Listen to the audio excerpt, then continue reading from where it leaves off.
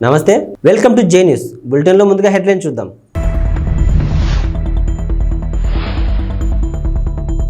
వచ్చేసిన AP inter ఫలితాలు ఈసారి కూడా బాలికల టాప్.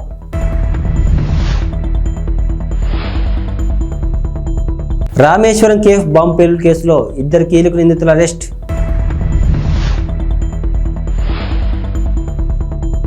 సెంటిమెంట్ కారణంగానే గతంలో కేసీఆర్ గెలిచారు రేవూరి ప్రకాష్ రెడ్డి.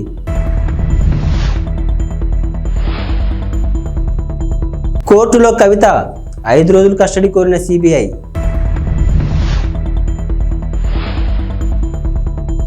భద్రాద్రిలో 14న శ్రీరామ రక్షా స్తోత్రం ఆవిష్కరణ, నవమి నాడు భక్తులకు పంపిణీ. ఆంధ్రప్రదేశ్లో ఇంటర్మీడియట్ ఫలితాలు కాసేపటి క్రితం వెల్లడయ్యాయి.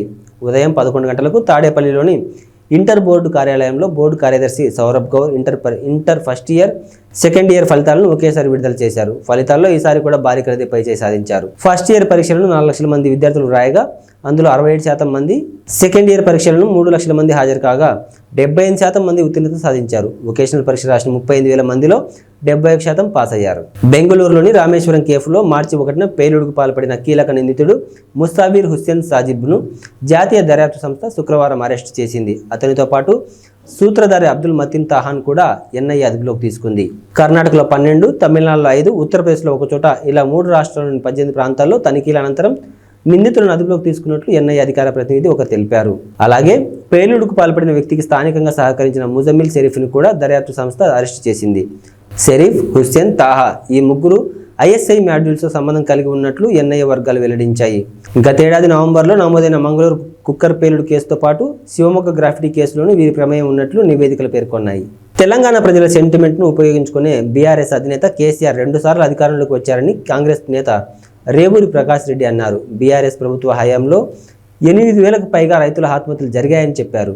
గిట్టుబాటు ధరలు ఇవ్వాలని కోరితే బీడీలు వేసి జైలుకు పంపిన ఘనత బీఆర్ఎస్ ప్రభుత్వానిదని విమర్శించారు. గత సీజన్లో వర్షాలు సరిగా పడకపోవడం వల్లే ఈ ఏడాది ఇబ్బందికర పరిస్థితులు నెలకొన్నాయని చెప్పారు. తెలంగాణను బీఆర్ఎస్ ప్రభుత్వం అప్పుల ఊబిలోకి నెట్టేసిందని, రాష్ట్రాన్ని 7 లక్షల కోట్ల మేర అప్పుల పాలు చేశారని దుయ్యబట్టారు. ఢిల్లీ లిక్కర్ పాలసీ కేసులో నిందితురాలుగా ఉన్న బీఆర్ఎస్ ఎమ్మెల్సీ కవితను రౌస్ అవెన్యూ కోర్టులో సిబిఐ అధికారులు హాజరుపరిచారు. కవితను 5 రోజుల పాటు తమ కస్టడీకి ఇవ్వాలని కోర్టును సిబిఐ అధికారులు కోరారు. ఈ కేసులో కవిత కీలక పాత్రను పోషించారని వారు కోర్టుకు తెలిపారు. సౌత్ గ్రూప్ ఆఫ్ పార్టీ మధ్య జరిగిన 100 కోట్ల లావాదేవీల్లో కవితది ప్రధాన పాత్రని వారు చెప్పారు. కవితను లోతుగా విచారిస్తేనే వివరాలు బయటకు వస్తాయని తెలిపారు. కవిత వాట్సాప్ చాట్ వివరాలను కోర్టుకు సిబిఐ అధికారులు అందించారు. కోర్టులో ప్రస్తుతం వాదనలు కొనసాగుతున్నాయి. న్యాయమూర్తి కావేరి బవేజా వాదనలు వింటున్నారు. కవితను సిబిఐ కస్టడీ కోర్టు ఇస్తుందా లేదా అనే ఉత్కంఠ నెలకొంది. తెలంగాణలోని ప్రముఖ పుణ్యక్షేత్రమైన భద్రాచలం శ్రీరామనవమి ఉత్సవాల కోసం ముస్తాబవుతుంది. ఆ రోజున జరిగే రామయ్య కళ్యాణ క్రతువును కనులారా వీక్షించేందుకు కోట్లాది మంది భక్తులు తహతహలాడుతుంటారు. కళ్యాణం కోసం ఈసారి అద్భుతంగా ఏర్పాట్లు చేస్తున్నట్లు దేవస్థానం కార్యనిర్వహణాధికారి ఎల్ రమాదేవి తెలిపారు. ఈసారి వేడుకల్లో ఓ ప్రత్యేకత కనిపించనుంది.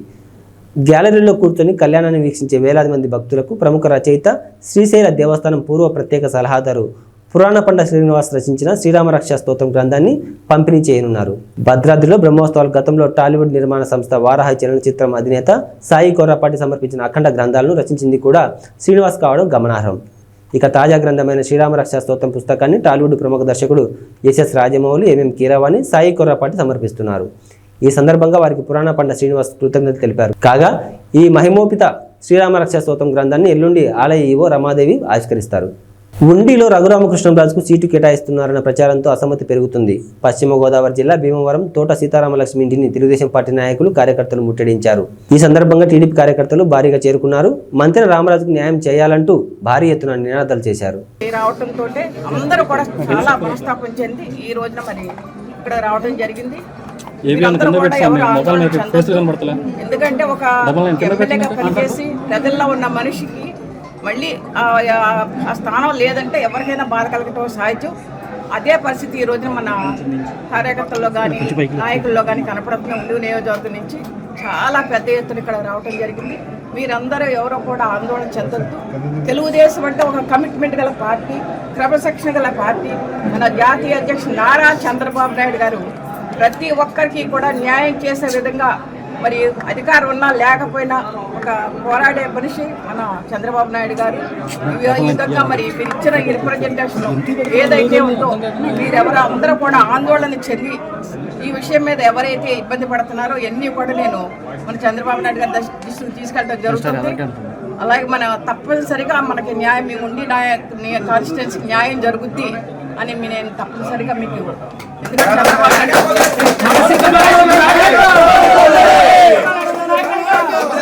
పెరవలి మండలం కానూరు గ్రామంలో గడప గడప కార్యక్రమంలో నిడదవోలు నియోజకవర్గ ఎమ్మెల్యే శ్రీనివాస నాయుడు తనయుడు వరుణ్ సాయి పాల్గొన్నారు. ఈ సందర్భంగా వరుణ్ సాయితో పాటు గ్రామ సర్పంచ్, గ్రామ ఎంపీటీసీ, గ్రామ పార్టీ అధ్యక్షులు, బూత్ కన్వీనర్లు, గృహ సారథులు, వైఎస్ఆర్సీపీ నాయకులు, కార్యకర్తలు పాల్గొన్నారు.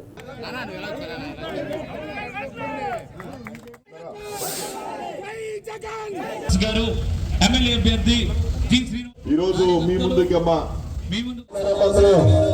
నమస్తే అమ్మా, నేను మన ఎంపీ అభ్యర్థి అమ్మ కూడూరు శ్రీనివాస్ గారు ఇద్దరం కూడా మీ ముందు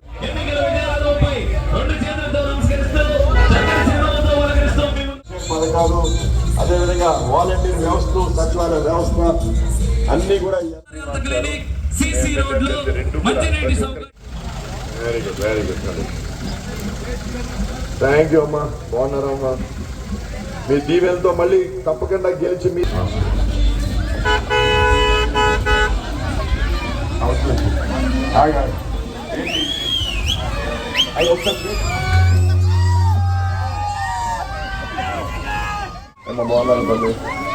ఎలా ఉన్నారు?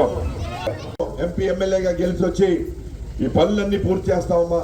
అదేవిధంగా ఈ ట్రైన్ కూడా చెప్పడం జరిగింది. అయితే ఒక్కటి గమని, ఒక్కో మనిషికి 2 ఓట్లు ఇస్తారు. ఒకటి ఎంపీది, ఎంపీ ఓటు మొదటి ఓటు ఇస్తామా. రెండోది ఎమ్మెల్యే జగన్ ఓటు ఇస్తారమ్మా, జగన్ ఓటు రెండోది. రెండు కూడా ఫ్యాన్ గుర్తుకు ఓటేసి మన జగన్ గారి ముఖ్యమంత్రి చేసుకుంటాం.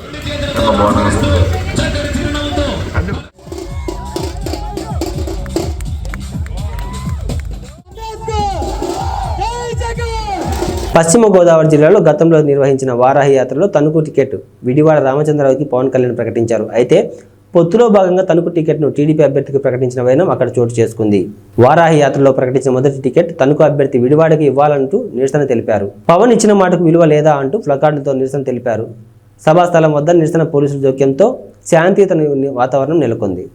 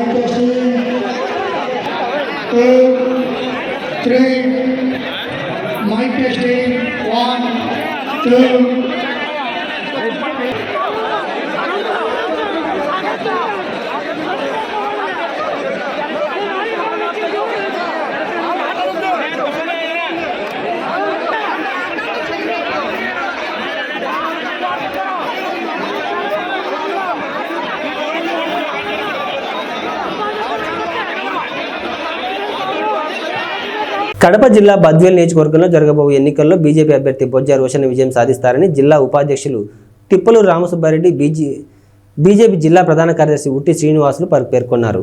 ఈ సందర్భంగా మాట్లాడుతూ రంజాన్ పండుగ సందర్భంగా ముస్లిం సోదరులకు శుభాకాంక్షలు తెలిపారు. జరగబోయే ఎన్నికల్లో బద్వేల్ నియోజకవర్గంలో తెలుగుదేశం, జనసేన పొత్తులో భాగంగా 3 ప్రధాన పార్టీల కలయికతో ఈ ఎన్నికల్లో విజయం సాధిస్తామని ధీమా వ్యక్తం చేశారు. పొత్తులో భాగంగా బద్వేల్ టికెట్ బొజ్జ రోషన్ను కేటాయించినందుకు బీజేపీ అధిష్టానానికి కృతజ్ఞతలు తెలిపారు.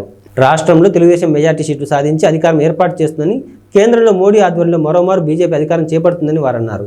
చివరి క్షణం వరకు పోలింగ్ బూత్ మే 13 ఉంది కదా, చివరి క్షణం వరకు కష్టపడి ప్రజలు చైతన్యవంతులు చేసి కేంద్ర రాష్ట్ర ప్రభుత్వాలు తీసుకునే నిర్ణయాలను, ఏదైతే మనకు సంక్షేమం, అభివృద్ధి కార్యక్రమాలను విశదీకరించి చెప్పి ప్రజలు మా వైపు తిప్పుకుంటామనే ధీమా మాకుంది.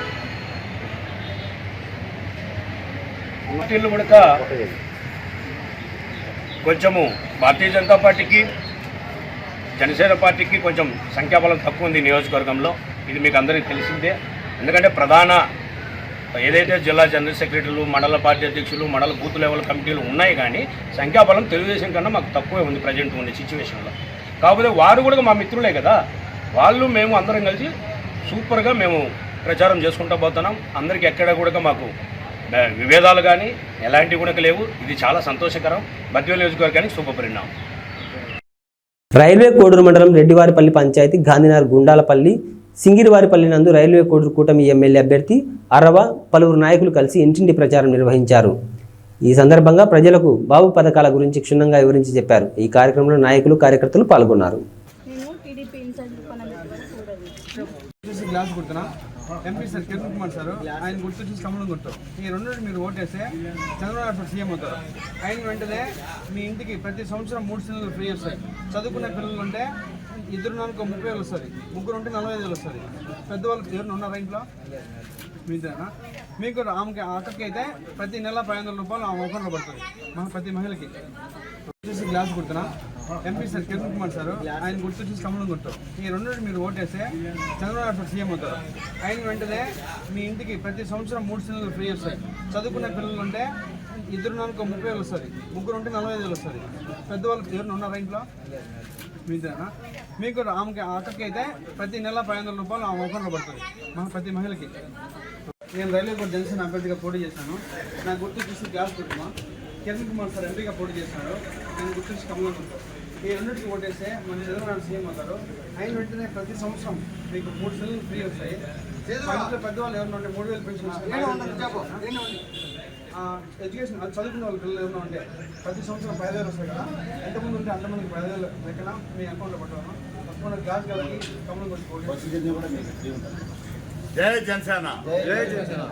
పాణ్యం నియోజకవర్గం నుండి కల్లూరు శ్రీ చౌడేశ్వరి సుంకులా పరమేశ్వరి అమ్మవారి జాతర సందర్భంగా కల్లూరు రైతు సంఘం ఆధ్వర్యంలో వివిధ ప్రాంతాలకు చెందిన ఎద్దులతో బండలాగుడు పోటీ కార్యక్రమాన్ని నిర్వహించారు. ఈ సందర్భంగా వారు మాట్లాడుతూ ఇది ఒక ఆనవాయితీగా వస్తుందని, ప్రతి సంవత్సరంలాగే ఈ సంవత్సరం కూడా అత్యంత అద్భుతంగా జరుగుతుందని, ఇందుకు సహకరిస్తున్న ప్రతి ఒక్కరికి ప్రత్యేక ధన్యవాదాలు తెలియజేశారు.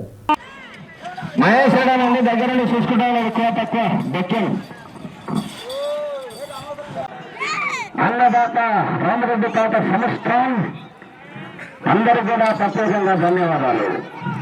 9వ రౌండ్ సించి పాల్గొతున్నాయి పేపర్ లెక్కల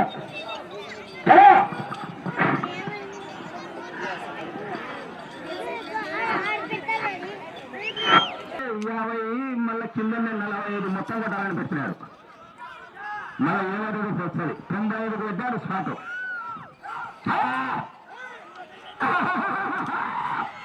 అందరికీ నమస్కారం. ఈరోజు కల్లూరు గ్రామంలో ఉగాది పండుగ సందర్భంగా రాజదూర పందెం రైతు సంఘం ఆధ్వర్యంలో నిర్వహించడం జరుగుతుంది.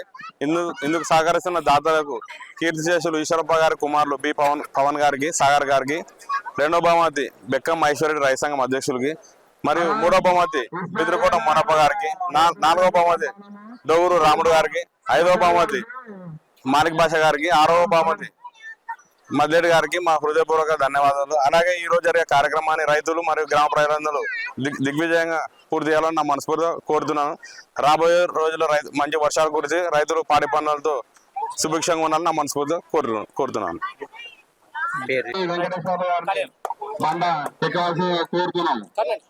అందరికీ నమస్కారం. నా పేరు పవన్ కుమార్.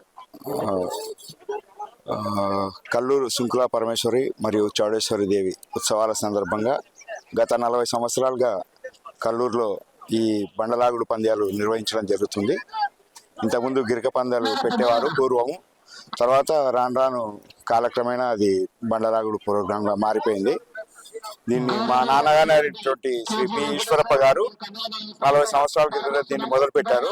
ఆయన చనిపోయిన తర్వాత కూడా గత 7 సంవత్సరాలుగా ఆ నవాయితీని కొనసాగిస్తూ ఆయన కుమారులమైనటువంటి మా అన్నగారు బి సాగర్ కుమార్ మరియు నా పేరు బి పవన్ కుమార్, మేము ఈ మొదటి బహుమతిని ఇవ్వడం జరుగుతుంది.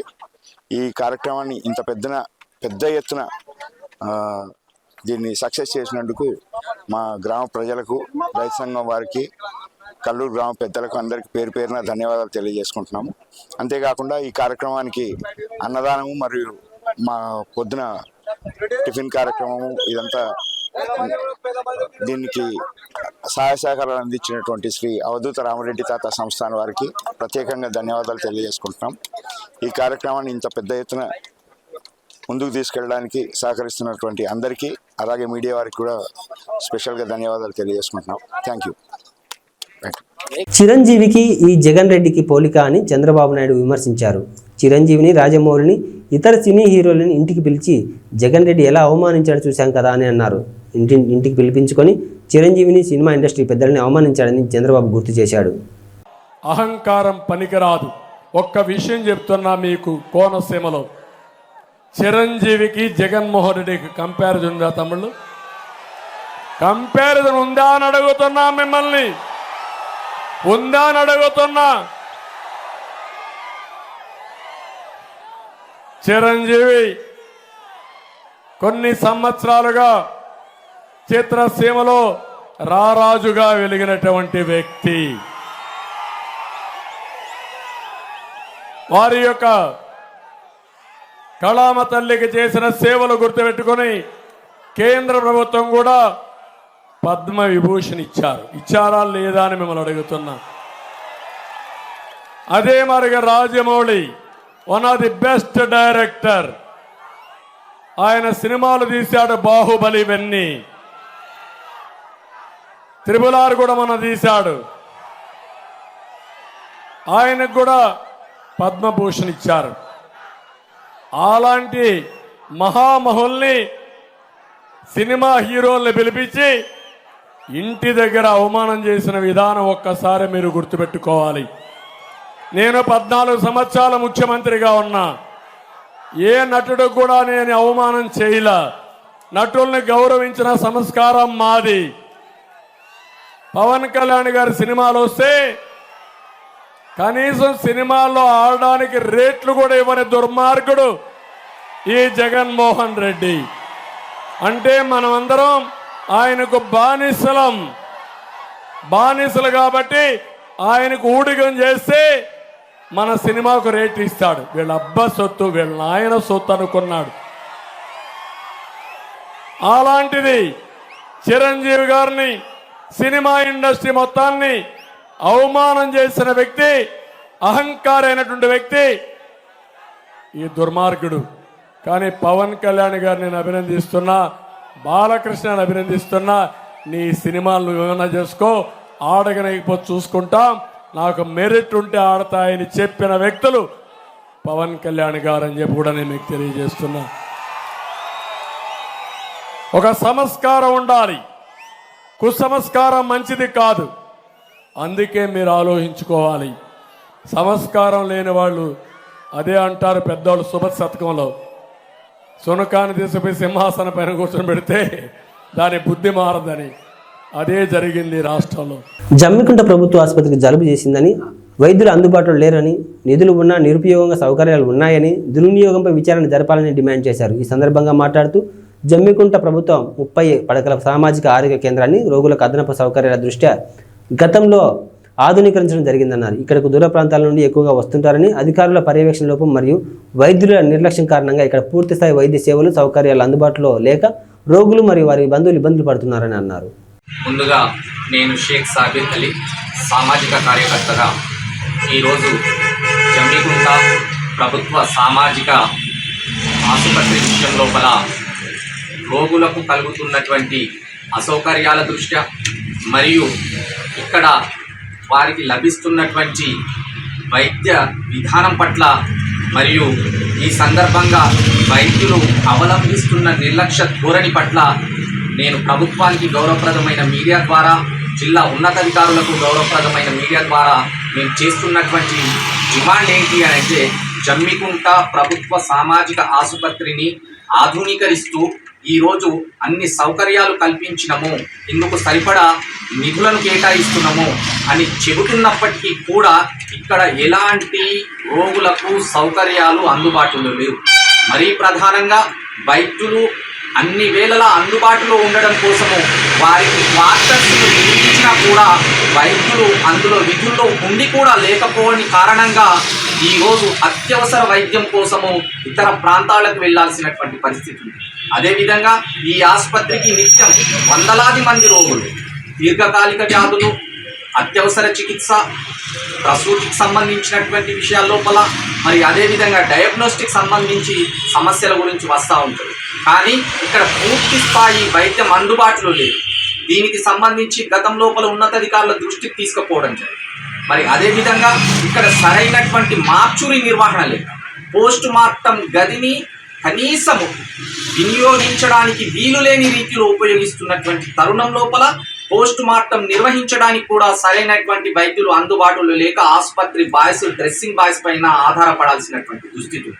కాబట్టి ఈ ఆసుపత్రికి సంబంధించినటువంటి నిధుల విషయం లోపల ఎలాంటి అసౌకర్యాలు ఇన్ని జరుగుతూ ఉన్నా కూడా సౌకర్యాల లేమి కట్టినట్టు కనబడుతుంది. కాబట్టి వెనువెంటనే ఉన్నతాధికారులు దీనిపైన దృష్టి సారించి ఆసుపత్రి నిధుల అక్రమాలపై విచారణ జరిపిస్తూ బాధ్యులపైన చర్యలు తీసుకోవాలని చెప్పి, అదేవిధంగా ఈ ఆసుపత్రిని అప్గ్రేడ్ చేసి రోగులకు వైద్య సేవలు అందుబాటులోకి తీసుకురావాలని చెప్పి ఈ సందర్భంగా డిమాండ్ చేస్తూ, లేని ఎడల రిలే దీక్షల ద్వారా ప్రభుత్వం పైన ఒత్తిడి పెంచి ఈ సమస్యలను సాధిస్తామని చెప్పి దీనికి మీడియా సహకారాన్ని కోరుకుంటూ ధన్యవాదాలు. నర్సీపట్నం మున్సిపాలిటీ 1వ వార్డులో సిట్టింగ్ ఎమ్మెల్యే పెట్ల ఉమాశంకర్ గణేష్ నిర్వహించిన ఎన్నికల ప్రచారం నిర్వహించారు. ఈ సందర్భంగా అడుగడుగున హారతులు పడుతూ పూల వర్షం కురిపిస్తూ అపూర్వ స్వాగతం పలికారు. పెద్ద సంఖ్యలో వార్డు ప్రజలు ఎమ్మెల్యే గణేష్ వెంట నడిచారు. ప్రతి ఇంటి ముందుకు వైసీపీ అభ్యర్థి గణేష్ వెళ్లి ప్రజలను వచ్చే ఎన్నికల్లో గెలిపించమని అభ్యర్థించారు. తన గెలుపుకు సహకరించమని కరపత్రాలను పంపిణీ చేశారు. వచ్చే ఎన్నికల్లో తనను మరోసారి ఎమ్మెల్యే గెలిపిస్తే నియోజకవర్గం అభివృద్ధికి మరింత కృషి పాటుపడతానన్నారు. కార్యక్రమంలో నాయకులు పాల్గొన్నారు.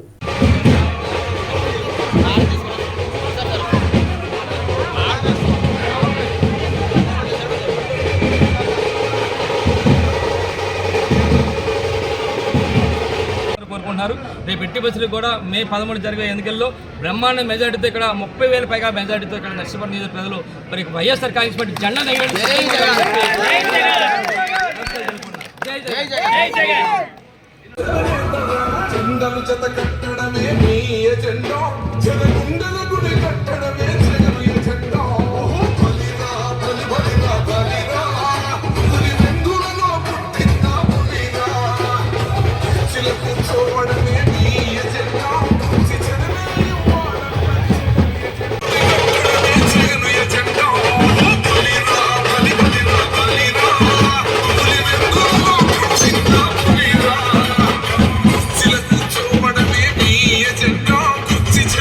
చూసాం. నిన్న 4వ వార్డులో తిరిగాం, రాత్రి 10 గంటల వరకు తిరిగాం. అంటే ఎంత విపరీతం అంటే బ్రహ్మాండంగా జగనన్న ముఖ్యమంత్రి చేసుకోవాలని చెప్పి ప్రతి ఒక్కరు కూడా ప్రతి ఇంటి దగ్గర నుంచి కూడా బయటకు వచ్చి మరి జగనన్న ముఖ్యమంత్రి చేసుకోవాలని చెప్పి పెద్ద ఎత్తున నిరాధనలు పలికారు రాత్రి కూడా. అదేవిధంగా ఇప్పుడు ఉదయం నుంచి కూడా 1వ వార్డులో కూడా మరి బ్రహ్మాండంగా చేస్తాం. ఎందుకంటే ఈరోజు చూస్తే ఈ వార్డులో మరి గత తెలుగుదేశం ప్రభుత్వంలో చేయలేని రోడ్లన్నీ కూడా ఈరోజు బ్రహ్మాండం రోడ్లు కూడా ఇక్కడ వేసాం. అంటే ఒక 5 సంవత్సరాలు మాకు టైం ఇస్తేనే బ్రహ్మాండం రోడ్లు వేసామన్న సంగతి మీ ద్వారా తెలియపరుస్తూ ఒకసారి అందరూ తెలియపరచాలి. నిన్న మొన్న మరి అయ్యన్న పత్రిక మాట్లాడుతూ ఉంటాడు, చాలా పెద్ద మాట్లాడతాడు. నేను అవినీతి పరుని కాదు, ఒక్క పైసా చేయలేదు అని చెప్పి అంటాడు. ఈరోజు ఆయన అవినీతి పరుడా కాదని చెప్పి ఈరోజు మన నర్సీపట్నం నియోజకవర్గం కాదు రాష్ట్ర వ్యాప్తంగా ప్రజాపం చేశారు. కొన్ని వందల కోట్ల రూపాయలు తెలుగుదేశం పార్టీ హయాంలో మరి తెలుగుదేశం ప్రభుత్వంలో మంత్రిగా చేసి కొన్ని వందల కోట్ల రూపాయలు ఒక 200 ఎకరాల రిసార్ట్స్ కానీ 100 ఎకరాల బినామీలు కానీ కొన్ని పెద్ద పెద్ద బిల్డింగ్స్ కానీ ఇలాగా ఎన్నో వందల కోట్ల రూపాయలు మరి ఆస్తిపరుడు. ఈరోజు నిన్న కూడా చెప్పాను నేను 1994లో అందరూ డబ్బులు కూడి ఒక జీప్ ఇస్తే ఈరోజు ప్రతి ఇంటికి కూడా జీప్ ఇచ్చే పరిస్థితి అయిన పద్ధతికి వచ్చిందని చెప్పి నిన్న కూడా చెప్పడం జరిగింది. మరి నేను ఒకటి చెప్పాలి, ఇందులో మెయిన్ ముఖ్యంగా ఒక స్కామ్ కూడా ఉంది. తెలుగుదేశం ప్రభుత్వ హయాంలో 2015లో నారావారి లెక్కర్ స్కామ్ అని ఒక లెక్కర్ స్కామ్ ఉంది. ఇదేంటంటే తెలుగుదేశం ప్రభుత్వ హయాంలో అసలు ఎక్సైజ్ పాలసీనే మార్చేసి ఈయనకి ఒక విశాఖ డెస్టిలరీస్ అని చెప్పి ఒక మందుల ఫ్యాక్టరీ ఉంది. మందు ఫ్యాక్టరీ అంటే అక్కడి నుంచి మందు తయారయ్యి మరి బీర్లు ఫ్యాక్టరీకి వెళ్తుంటుంది అక్కడ పందిరిపాలలో. మరి ఆ రోజు 5 సంవత్సరాల కాలంలో సుమారుగా 1300 కోట్ల రూపాయలు మన రాష్ట్ర ప్రభుత్వానికి నష్టం చేసే విధంగా చంద్రబాబు నాయుడు ఈయనకి మరి కొంతమందికి మరి ఈ విధంగా చేసి సుమారుగా 100 కోట్ల రూపాయలు ఆ రోజు దోపిడీ చేసిన దోపిడీ దొంగ ఈ అయ్యన్న పద్ధతి అని చెప్పి సందర్భంగా తెలియపరుస్తాను. అంటే ఇలాంటి స్కాములు చేసి పెద్ద చేసి ఈరోజు పెద్ద కబుర్లు చెప్తుంటే మాకు చాలా సిగ్గేస్తుంది. నువ్వు అలాగొచ్చి నీ కొడుకు నీ మరుగుజ్జు కొడుకు మరీ మాట్లాడతాను. నీకు ఒకటే చెప్తాను, అయిన పద్ధతి కానీ నీ మరుగుజ్జు కొడుకు కానీ చెప్పేది ఏంటంటే మీరు ఎన్ని చెప్పినా సరే ఈరోజు రాష్ట్ర ప్రజలు కానీ ముఖ్యంగా నర్సీపట్నం ప్రజలు నమ్మే పరిస్థితులు లేరు. మీరు ఎన్ని దోపిడీలు చేశారో, ఎన్ని దౌర్జన్యాలు చేశారో, ఎన్ని రౌడీలు చేశారో ఈ రాష్ట్ర ప్రజలు కానీ ముఖ్యంగా నర్సీపట్నం ప్రజలందరూ కూడా చేసు. మీరు ఎన్ని పొర్లి దండాలు పెట్టినా సరే అలా దండాలు పెట్టుకుంటూ అల్లిపోటు పోవాలి తప్ప ఇక్కడ నర్సీపట్నం ప్రజలు మరి రేపు బట్టలు తీసి కొట్టే పరిస్థితి మీ ఇద్దరికి కూడా అక్కడ అయిన పద్ధతి కానీ వాళ్ళ కొడుకు మరుగుజ్జు పద్ధతి కూడా వస్తుందని చెప్పి సందర్భం తెలియపరుస్తూ ఇవి బులెటిన్ విశేషాలు. మరో బులెటిన్లో మళ్ళీ కలుద్దాం. అంతవరకు సెలవు. నమస్తే.